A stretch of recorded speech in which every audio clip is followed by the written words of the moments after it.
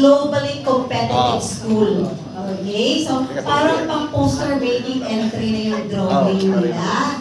Okay, so globally competitive, and of course the challenges that they identify, lack of resources, and still another one is the competencies.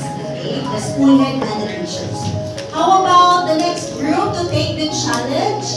Let us have group 2. Yeah, let us have sir. Okay, maybe you can do your clapping so that to enter nalagyan sila yung Manila paper.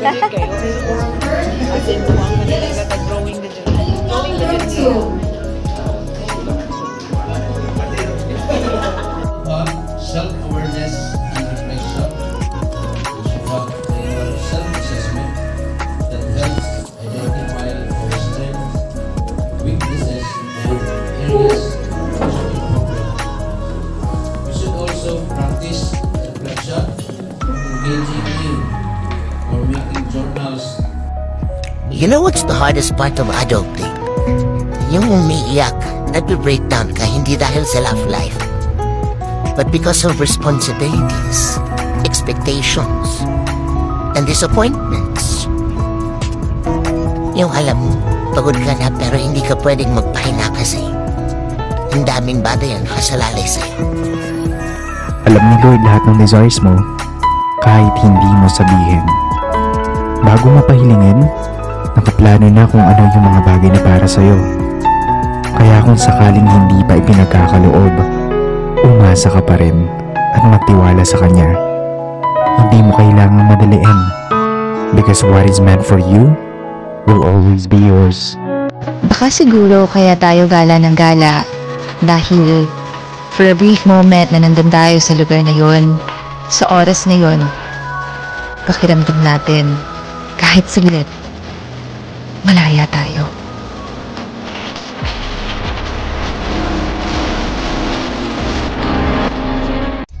Isa sa mga natutunan ko these last few months is that I can smile even when I'm hurting. I can continue to hope even when I face disappointments. Natutunan ko na may baon pa pala akong lakas kahit feeling ko ubos na ako. My point is, we can keep going because the journey doesn't stop when we reach a dead end. The journey only stops when we do. Hi, this is a reminder for you. Never forget to appreciate yourself. I know that sometimes things feel heavy and seems like survival is no longer an option. But please, be very gentle with yourself. You're still healing, still learning. You have done such a great job, so don't pressure yourself. You are good, you are enough, and I am proud of you. It's time to fully appreciate yourself and be proud of yourself this time. Always be ready to say goodbye to anything, be it your dreams, a place, or even people. In this world, change is constant. Never attach yourself so much to anything if you're not willing to let it go for a second.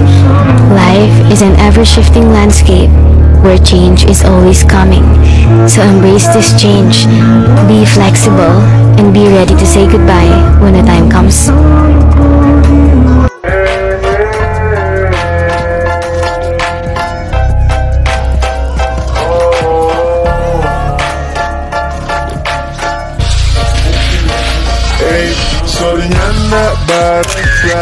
Ba't ako di sampai digadang nga nakira tamat cemburu.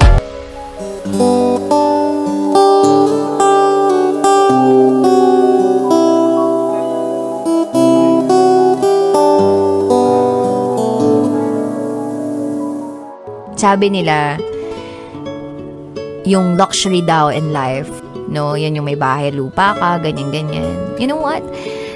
The most luxurious thing that you'll ever have in your entire life is peace. Yan ang pinaka hindi mabibili ng pera kahit kailan, pero it's something super duper valuable and super duper important, and no amount of money can buy that. Yung kapayapaan sa puso't isipan.